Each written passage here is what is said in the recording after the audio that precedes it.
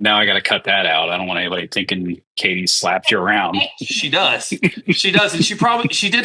It's already on video earlier in this episode, and it'll probably happen again before the end, but she loves me. It's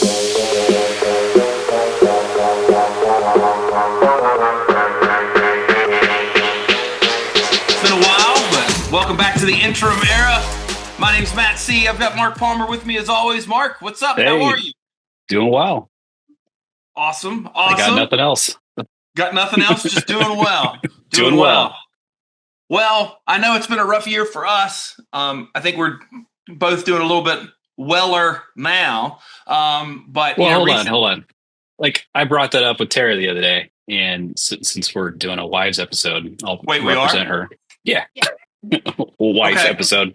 But her, like I said, man, I'm just ready for 2025 to be over. And she's like, sure. Was it tough? Yeah. But are we healthy? Yes. So like be grateful for the things we do have, right? Like everything was a little bit of a rough year, but we came through it and things are looking up for 26 and I'm excited about 26. So take that. Yeah, take that 2025. Our guest is over here giving me the heart hands or whatever. So she fully agrees. They are our guest who we'll introduce soon here. Fully agrees with your wife, Tara. It has been a rough year. I'm looking forward to 2026 as well. I don't know if we'll get a chance to record again before the end of the year. Maybe we can get Santa on here. He'll have to get laid off first, but maybe one of the elves that got kicked out, we can bring them into chat. But it has been a rough year, as in, reports came out just yesterday that said that layoffs announcements have topped 1.1 million this year. It's the most since the pandemic in 2020, which is hard for me to comprehend. I remember all that folks were going through during the pandemic and just remember all of the craziness from that time. But I knew that a lot of people were losing work, like when you and I were out looking as well. But man, I never thought it would be more than 2020. Yeah. It's an interesting time. Unfortunately, our potential audience keeps growing. Rather see it go the other way. Yeah. But, and I don't think Santa's laying off any elves this year. Maybe he is. Who knows? Yeah, maybe so. If there's one like me or you, maybe they will. All right. So our topic for today was actually brought to me by our guest. I was pitched on a family trip. I can't remember where I was going. I was going home for Thanksgiving. And I was pitched this idea of having this type of episode. It was either Thanksgiving or going to Disney with the family. So the thought was we should have a wives episode, or at least have a wife represented. So your wife, Tara, has been represented via voice or via your voice now. And I think we've had pastors dive into my head on this show. We've had therapists. We've had a PCP that may have diagnosed me with something. We're still waiting to hear back. She's already getting irritated with me. Ladies and gentlemen, my wife, Katie C. Katie. Welcome. Hey, Katie. Hi, Mark. Hey, hun. Hey, thanks for joining us. Welcome. Everybody always says hi to Mark first. Yes. All right. So I've got a couple of questions for you. Obviously, we've talked to a lot of folks, like I mentioned, that gave advice and all of that. Everybody's heard plenty from Mark and I about what it feels like to go through this time period. But nobody has sat in the seat like you and Mark's wife, Tara. You were longstanding. You are our first advertisers or supporters of this, right? Thanks for being a sponsor. Yeah, thanks for being our first sponsor. As you sponsored me and our family while I was out of work, and Tara sponsored Mark and sponsored this podcast. But first off, before you started, I want to thank you for all of your help and support over the last 7 or 8 months that you've given me and helped me with as I've kind of ebbed and flowed. You're welcome. Happy to support you. Awesome. Thank you. Now scooch together a little bit like you like each other. Yeah, she keeps... Come on, Mark. She likes me, but she doesn't want to get close. All right. Close to his WVU gear. Okay. Try to put some Virginia Tech stuff in the back. Oh my gosh. Here we are. We're back to this again. Big Wonder Woman fan. I see it. Wonder Woman fan. Yes. All right. So let's get into it. Katie, Katie and I have been married for almost 20 years. Uh-huh.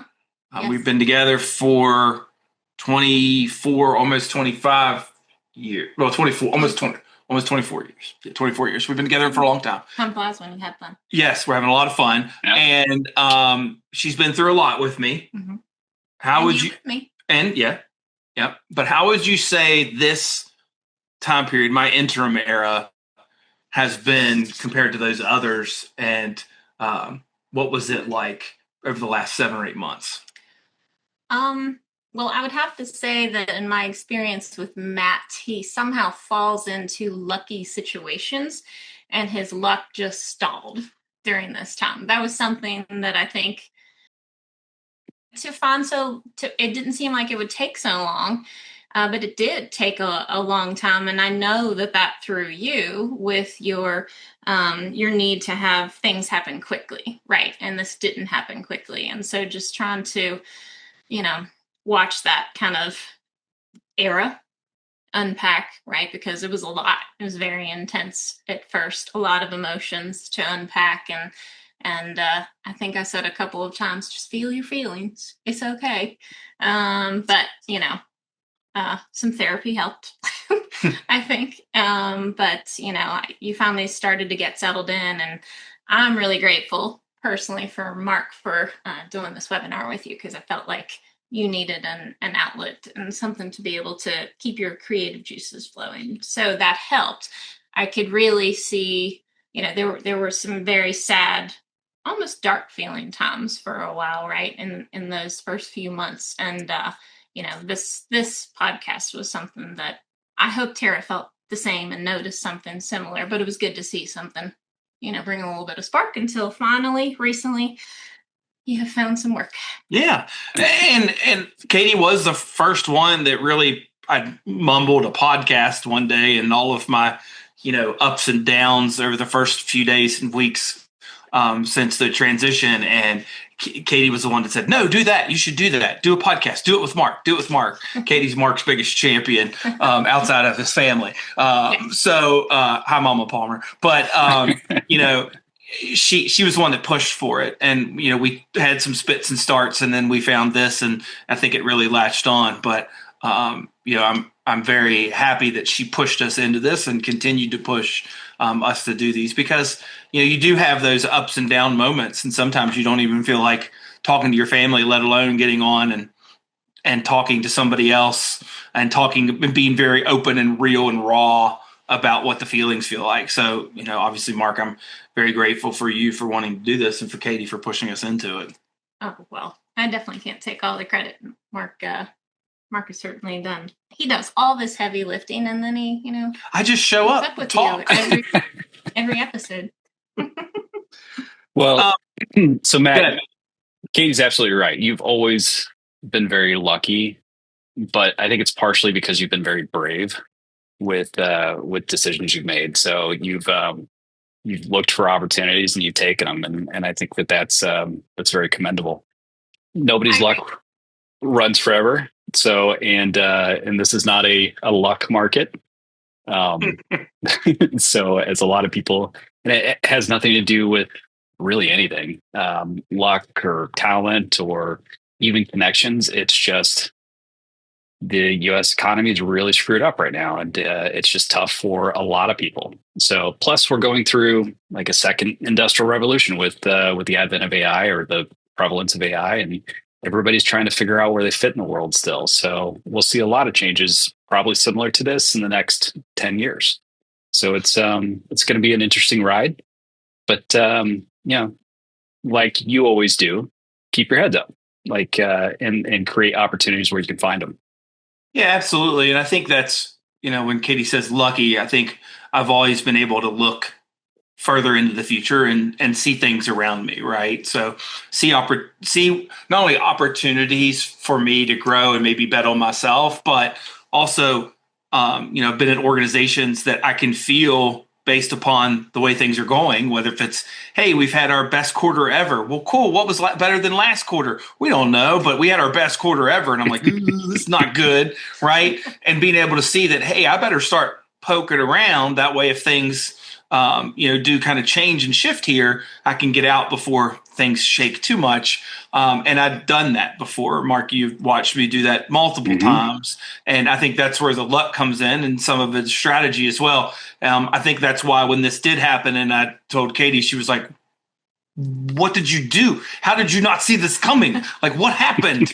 Right. And I think it's just, luck does run out for sure. So yeah, and you're typically the guy who sees that. I'm the guy who rides the ship to the bottom of the ocean and then still tries to paddle. So it's true. It's true. And I don't want to knock that. I mean, he really is talented. And I think that I always appreciate when people give him the benefit of the doubt, because I think it's so easy to just write you off as a jokester. So yeah, I mean, all that you said, I agree with, Mark, being brave and, like you said, being able to be strategic. And that's why, again, I think I was in fact at a loss. So yeah. No, I heard what you said. It said, man, I made a lot of investment, 20 years, didn't pay off. Oof, yeah, dude, you need to fix it from this one. You need to fix it. He got me. Yes, I did. No, Mark got me. All right. Let's continue on in the trial of Matt C. When this whole interim era started, Katie, what was your first honest thought? The one that you probably didn't tell me at that time. Again, I really think it was, how did you not see this coming? Because you share a lot with Tara, I'm sure, right? Or Tara observes, how you're feeling, how your day was at work. And I was here I didn't ask to witness, some of the fallout. And that's why I thought I saw that train coming down the track from where I was standing. So I think that was my thought, was just, how, with your track record, did you not see that coming? Or why, maybe? I don't know if it was a how or a why question. Sometimes the lights are really, really bright, aren't they, Mark, on that train? But to be fair, I don't know that would have changed anything. No. So no, it wouldn't have.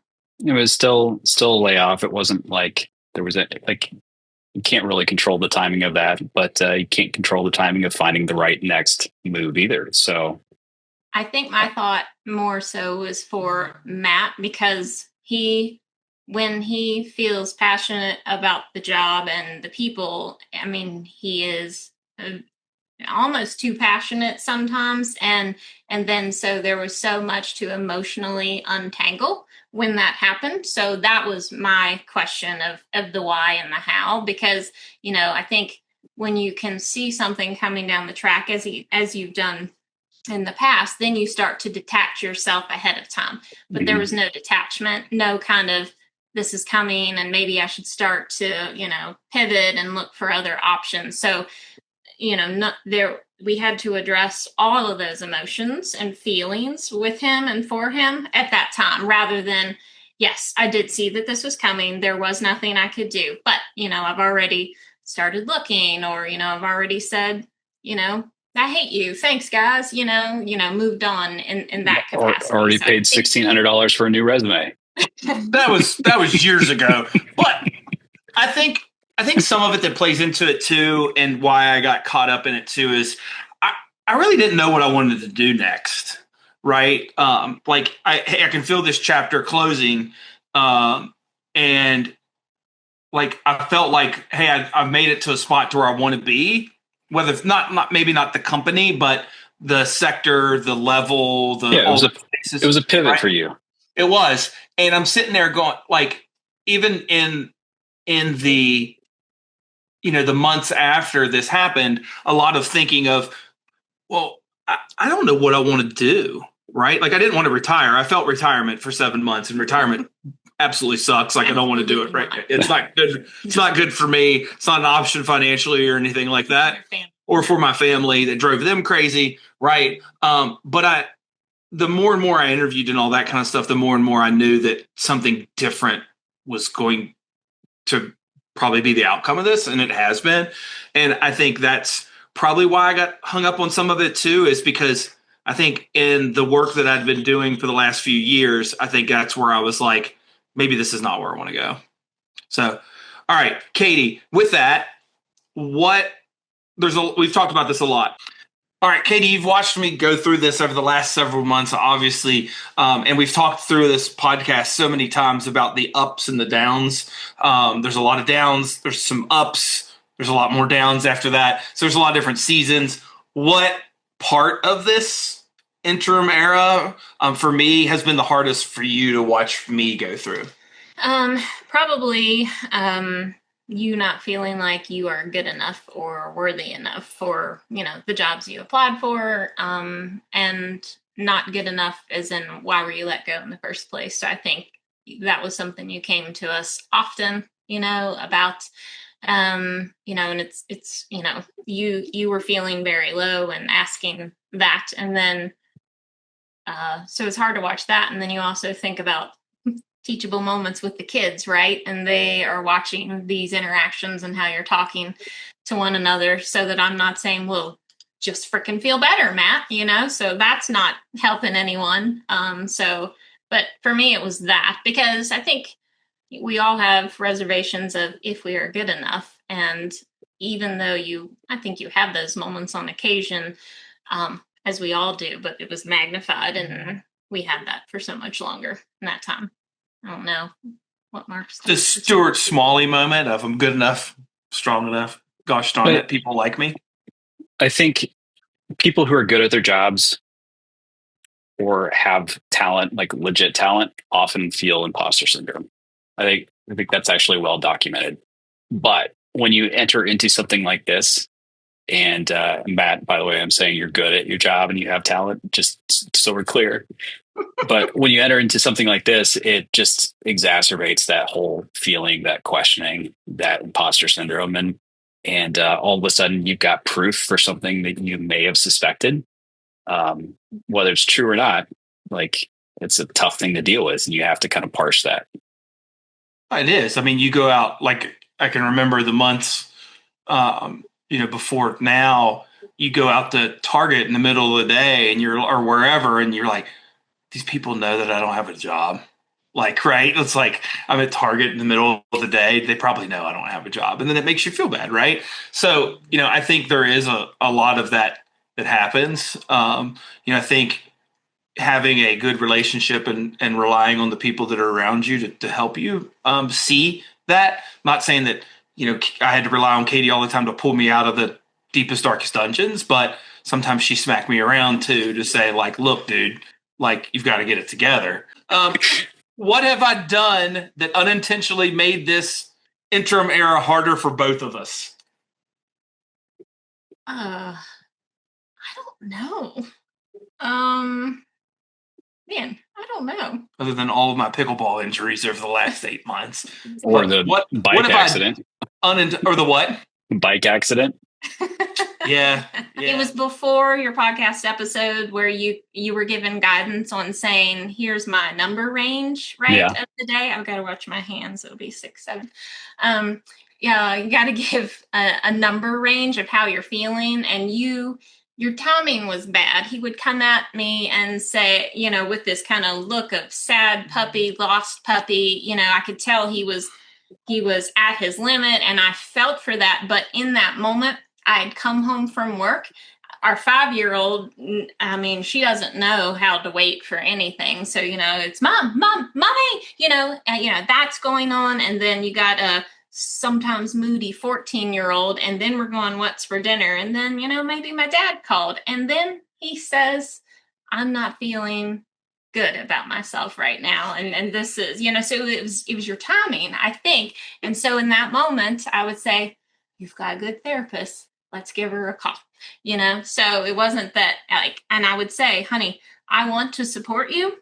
I can remember this. We were standing in the kitchen. I want to support you. I'm glad you're talking to me, but I can't I'm, emotionally, kind of tapped out right at this moment. So I think for you, it was kind of not just maybe your inability to kind of read other things that were going on. And I knew that what you were going through was big for sure. I mean, it was always looming over us, but again, just read the room. That was a crazy room. Yeah. And I think that, when you go through a time period like this, and Mark, you can obviously speak to this, that, you and I are very caring people and we care about those around us and all of that. It flips you inside out where you start to care more about yourself and more about your feelings. And, hey, I don't have a job. I don't have this. I don't have that. So all this joy of everybody running into the house, which then turns into madness and craziness, like Katie was talking about, it then turns into me in this like, but what about me moment? That's right. He would say to our 14-year-old, who again is already, teetering on, is she moody today? Is it a good day? I don't know. But he would want all of us to just leap into his arms when we open the door at the end of the day. Hug me. Maybe, maybe you became a puppy. Yeah, I did. I became a puppy. But I can remember that moment that she's talking about and what it really, because I snapped quickly out of it. Thank goodness. Is the fact that I'm like, well, hey, bud, this isn't all about you. Like, you still need to be a dad. You still need to be a husband. You still need to be this. And I'm not saying like I was like that all the time. I absolutely was not. It's just in that moment, she kind of reminded me of that. And I was like, well, okay. All right. And kind of snapped out of it from there. And then after we had our episode with our, our therapist, back a couple of episodes ago, she'll come in and she'll be like, what's the matter with you today? And I'm like, I'm at a 3. I'm at a 3, bro. She's like, okay. Because I listened to the podcast. Yeah. I knew it. Absolutely. All right. What's one thing that I handled, Katie, better than you expected throughout this time period?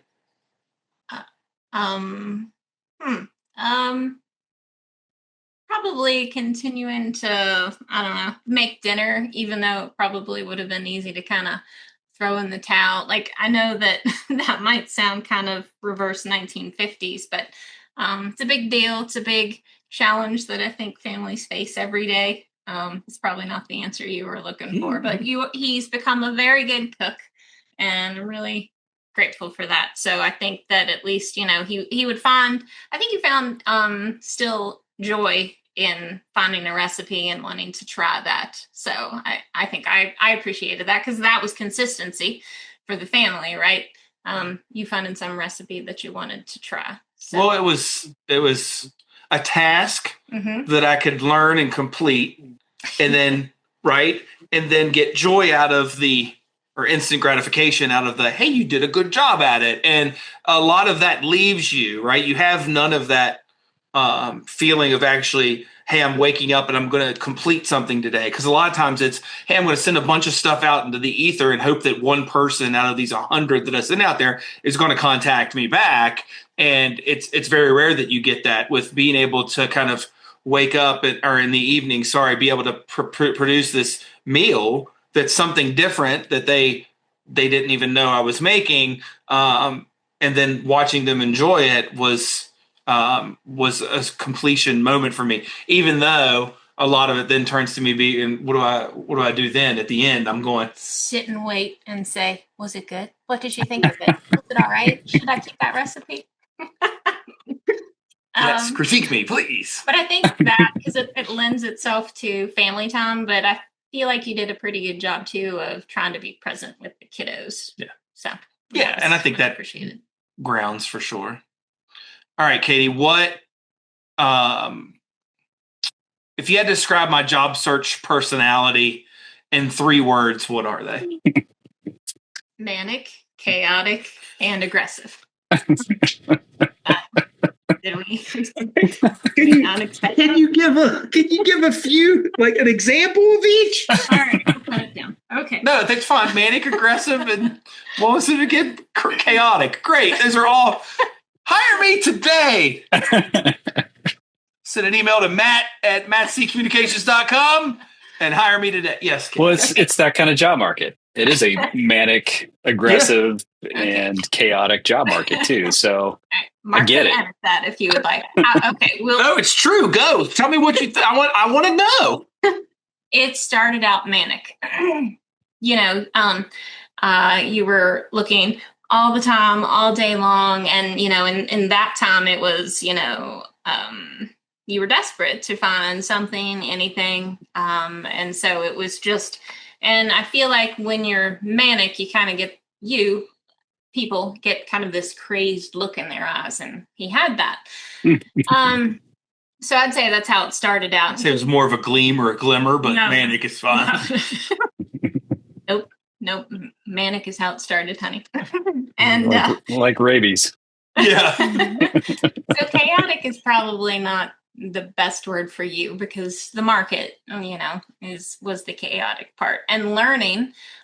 So I would say maybe innovative. So I'm going to replace chaotic with innovative, because first of all, we've had a lot of spats about his use of AI and ChatGPT, because I'm a little bit crunchy and hippie, and I do some environmental work for my full-time job. And he'd say, but Katie, this is how I have to do it now. AI is reviewing my application, and I need AI to, help refine my search. And so then, I just couldn't support that. Right. But you do you, but innovative, I would say he did a good job of trying to learn. So I know he would, study and, find out what he thought the best technology was to use, and tips and tricks, and then apply that to the search.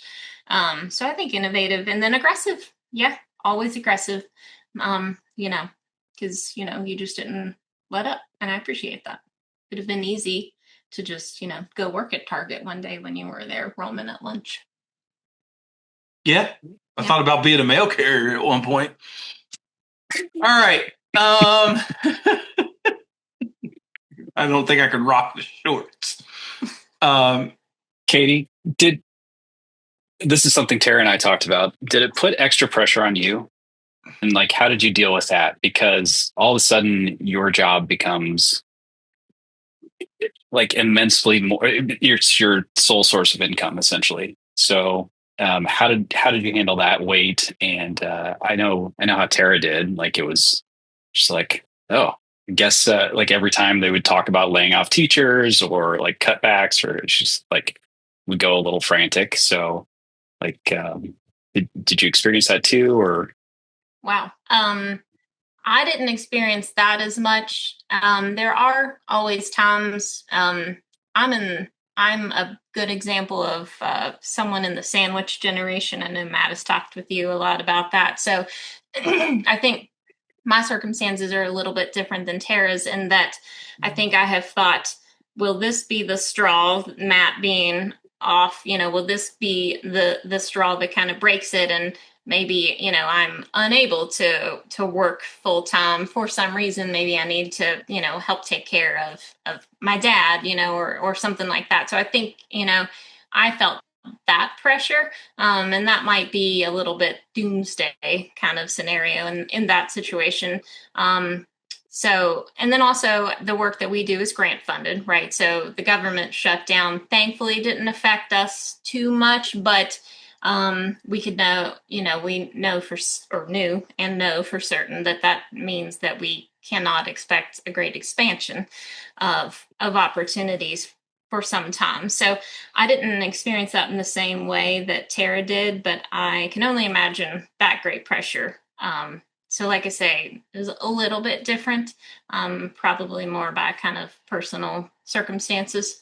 But I can understand why that would be a thought. I think for me, it was more the emotional burden, I think, trying to be there to,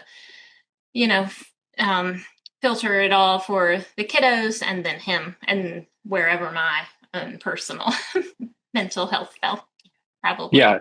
And just carrying the weight of your dad, Tara's had that too.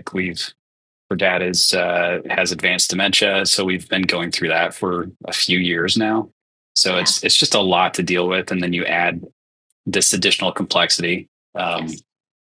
So I do have more of a niche job, though.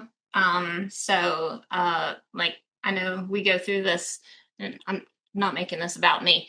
So it would be concerning, if I felt that I was in that situation, because I think my job is not the most common thing that you'll come by. So there's not many opportunities out there from a replacement standpoint. Right. So, I mean, my job is precious to be able to, and then maintain the insurance. Yes. For sure. And I know plenty of people right now that both spouses, both sides are feeling a layoff, and it's extremely hard to hear. And I know I can't imagine what it's like. And I've heard of people going back and taking lesser jobs to get the insurance because neither can find something right now. So I know it's absolutely tough. All right, Katie, what's the best thing that has come out of this era for our family? E-bikes. Yeah. I mean, yes, actually, we do love our e-bikes, especially in West I can't tell you how much we rode those bikes. I mean, we rode 500 miles on them. I mean, every evening. You would ride 500 miles? Yeah, at one time. No. Crazy. I ride to your house. Hold on. And I would ride 500. Yes. She hates that song, by the way, so keep singing. Yeah, like I think that's funny, because I think that probably is it. I mean, I can't tell you the amount of, and that was the impulse purchase after the layoff happened. We had been to Zion National Park and had been to Salt Lake City and rode around Great Salt Lake on e-bikes and loved it the summer beforehand. And I talked about getting one, and I know they're expensive. So when this happened and I approached her and I said, I want to buy e-bikes. She's like, wait, what? Like, you just lost your job and you want to spend, $1,800 per bike and buy these 3 bikes? And I'm like, yeah, I do. And somehow, Katie's always been okay with like, all right, well, let's see where this goes. And it did. I mean, we were on them every single evening, riding to go pick up the kids, whether if it's from daycare or school or sports, or, we'd ride down and see concerts during the summer and things like that. I think it gave us a time to not only be around nature, but together as a family during this. And even during the day, like you, as you know, Mark, and we've talked about on this podcast, like I'd ride down to Panera, or, I'd just take a ride by myself. And I think that probably is the best thing that came out of this for our family. I think so. Kind of hard to argue with it. And, had he come home with legit bikes, here in Morgantown, up at with big hills and all that kind of stuff, we wouldn't have made it. No, I would have said no, thank you. All right, Katie, on a scale of 1, and you can answer this too, Mark, on a scale of 1, from 1 to Matt, please 3. Stop. I'll take 3. I'll go with 3. On a scale from 1 to Matt, please stop. How dramatic have I been? Wow. I have witnessed so much Matt drama in 23 years, so much drama. But I have to say that that wouldn't go for me, not to Matt, please stop. It's probably approaching it. So is Matt, please stop? What are we deciding, Mark? Is this at 10? Is it at 20? I mean, it's got to go to 11, right? That's so probably a 9. 9. It could Mark, have been worse. do you concur, Mark? I think it depends on the day. That's true. It's a roller coaster. So, sometimes you got your hills, sometimes you got your valleys. So I wonder what Tara would think about that scale for the Mark scale. It's a good question. It's probably the same. Like, I had a lot of the same self-doubt. Mm-hmm. But I also had something that Matt hasn't had the entire time, and replaced it with like cooking, like adding a purpose, like a task. So like there hasn't been a day where I haven't like had some sort of deliverable or project.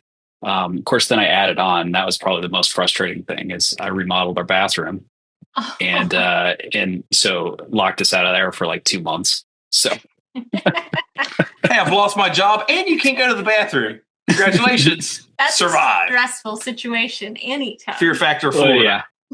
Yeah, it was, it cut us down to 1 shower in the house and that kind of thing. So, that's perfect.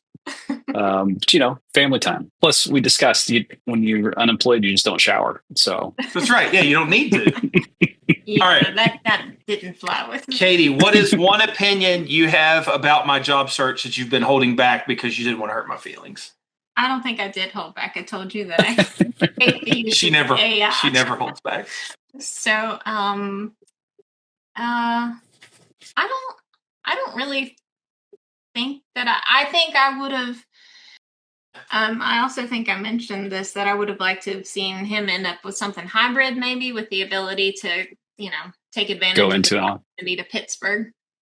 But teaching's help with that. Oh my gosh, yeah, teaching has been very good for that. Are you proud and happy with where I've come out of this and where I've landed? Yes, I am, because he seems genuinely excited. It doesn't feel like you have settled, and again, because here I was trying to push for hybrid, but I do think, like you said, the opportunity to teach hopefully has filled some of that void, because you do seem genuinely excited about your current opportunity. All right, and last kind of curveball question before we get into hot takes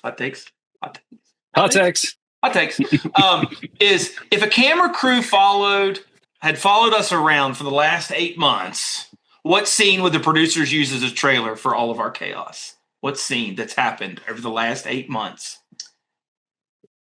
Oh man, I don't know. Is it the kitchen scene that you talked about earlier?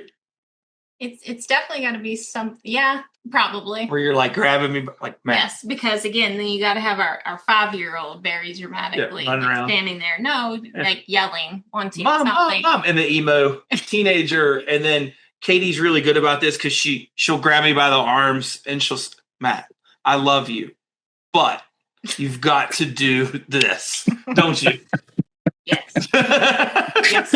Yeah, I think that would be it. Just like your mom would when you were a kid, you're running around, and she'd stop you and grab you and then just like focus. And then I'm going to tell you this. So she knows she can get me to focus by grabbing me and saying, I love you, but, and then it comes. So. Yeah, I think you'd have to amp it up a notch. I don't know if we properly conveyed the chaos of that scene in that moment, but yeah, I think that's so like really a bear juggling flaming knives in the background. Perfect. Yes. Done. With a homework assignment too the next Of course. Yeah, of course, yeah. Always. All right, time for hot takes. Hot takes. All right. I always do a terrible job explaining this, Katie, but you get 5 seconds per answer. No thinking, just shout it out. Okay? All right. Job searching Matt, inspiring or exhausting? Exhausting. Thanks. Yay! All right. My biggest blind spot right now is... I don't know. Okay. I don't have any. Your biggest blind spot? Yeah. I don't know. Oh. See, even Mark's thinking. I'm just trying to come up with a one. Biggest blind spot right now is trying to get Mark to record a podcast episode. All right. Don't you pick on Mark. All right. Fine. See? I am speaking for Mama Palmer today. All right. That's one complaint. Yeah, that's one. All right. The thing I complain about the most is...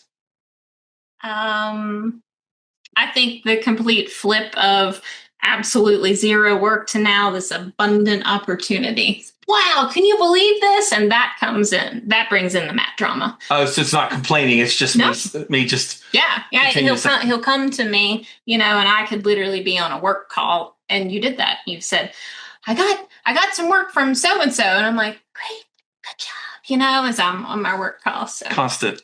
I need that constant. Yes. Congratulations. Good job. Gotta quit walking up behind her on a Zoom call with pants missing. No. I showered, wear pants. I did that. Unlike you, I did that the entire interim era. All right. The moment you almost staged an intervention was when? I don't know. Probably early on in the beginning with your manic job searching. Up and down. Oh my gosh, yes. It was so up and down. And your delay in calling the therapist who you've had for some time, and she's really just a good sounding board. I don't know why the delay in calling her. So yeah, that was absolutely couldn't understand what the whole. Well, you know how it is. Like, I'd see a job and be like, oh man, I could crush that. And then I'd apply for it. Like, yeah, they're going to call me back. I could do this. I could do this. I'd tell her all about it. And then I'd never hear from them again. And I stopped doing that though. Or even worse, you go down a path of interviews and that kind of thing. And you think it's going to happen. And you start to build up this mental image of this new reality and it crumbles in front of you. It's really hard to deal with. But I get the therapist thing. Like, we're problem solvers. And it's hard to admit when you can't solve a problem yourself. So I can fix this. I kept kind of alluding to that. Like, I can fix this. I can fix it. I can fix it. Yeah, I just feel like you have found a therapist who, again, is. She's like you. She pushes back over a good bit. No. She sets me straight. Which is why I like. And sometimes when I get really, really bored, I take Katie to my therapist so they both can set me straight at the same time. He's taken me twice. I don't know why. I mean, but yes, it's a double whammy. All right. One thing I should absolutely keep doing is your podcast with Mark. There you go. Yeah. I was going to say cooking. Yes. Hey, I'm off the hook. One thing I should never do again. Oh boy. I don't know. I don't know. I think. Don't let the train hit me again. Yes. Well, I was just going to say, I think I wasn't going to use the train analogy again, but don't let yourself be. Do your best not to be caught off guard again. If you it happens. Obviously, there's plenty of people out there listening right now that have been caught off guard. But trying to keep. There are signs that it's coming, and sometimes I know it's completely out of the blue. The part of this journey you turned into a TikTok for laughs. Is it the bike crash? No, what a ridiculous story that was. I was riding my bike to Panera. Gosh. And I called her on the phone. Now I had my AirPods in, and I crashed the bike. I took a turn too fast and hit gravel and crashed the bike. And I didn't get Katie goes, she called me I better let you go. It sounds like you got a lot going on there. I better let you go. As I'm laying sprawled out on the freaking road. Oh, what? Were you bleeding a lot too? Is that coming out? Yeah, I mean, I had some scrapes. Not, hey, how are you? Do I need to send the ambulance? Are you okay? You were talking to me. You were coherent, and I didn't want to still be on the phone when all the cuss words stopped. Yeah, I think it was the whole. I think I need to let you go.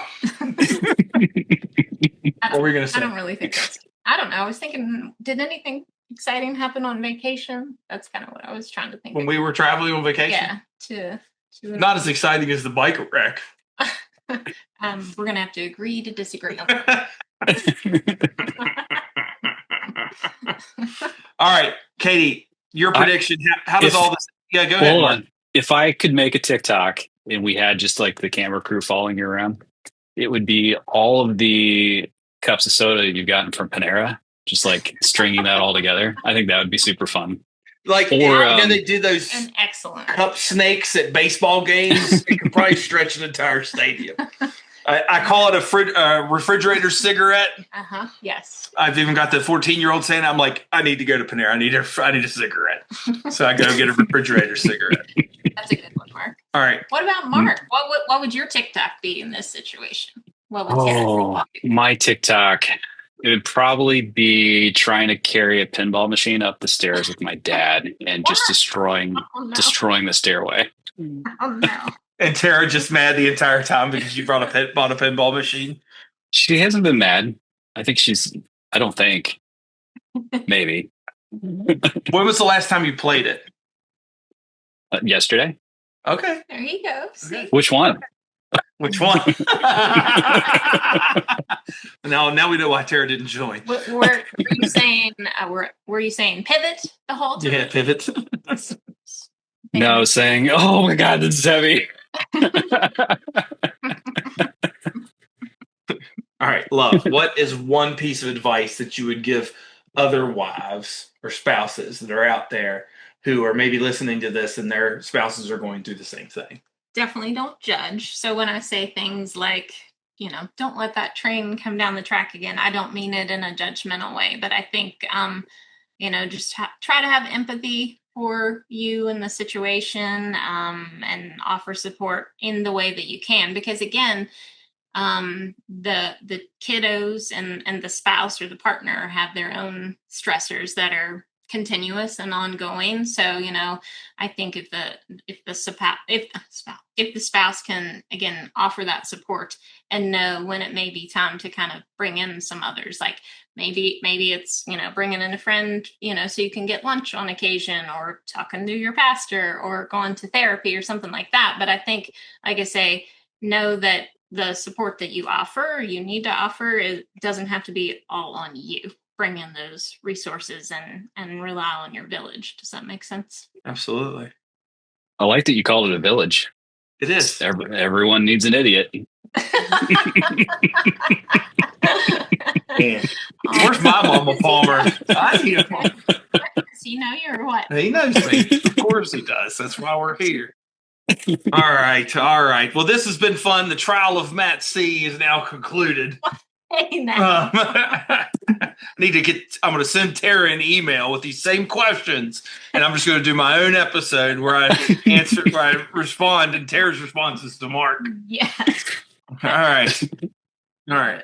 Well, thank you for joining us. Thank you for taking your time. It's been wonderful. Thank you, sir. Always it has been awesome. It's always a pleasure. Mark. It's good to see you. I would say that whether if it is a friend, a spouse, or a loved one, or like a pastor or anybody like that, having somebody that at least is along with you on this journey is, while I know it's hard for the other side, the person that's, almost the caretaker in the situation, I couldn't have done it alone. Absolutely not. And, having you through this has been great, and I appreciate it. We've got more Interim Era coming up, right, Mark? That's right. We're going to record more episodes, right, Mark? That's right. All right. And if we really want to go into a hard episode, we'll bring Molly and McKenna on and let them tear us down. Ooh, kids episode. Watch out. I'm going to get Tara to write the answers for McKenna. A teenager episode. All right. Well, who's going to write Molly's answers? Me. I'll take care of that. So, all right.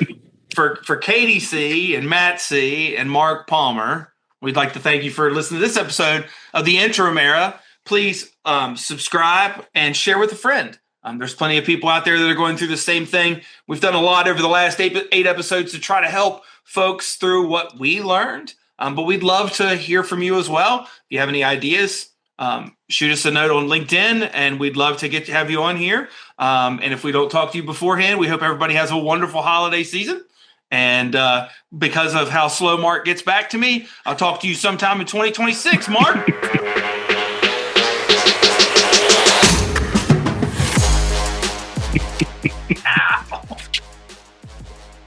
All right. Any other punches you need me to throw? No, that one was good.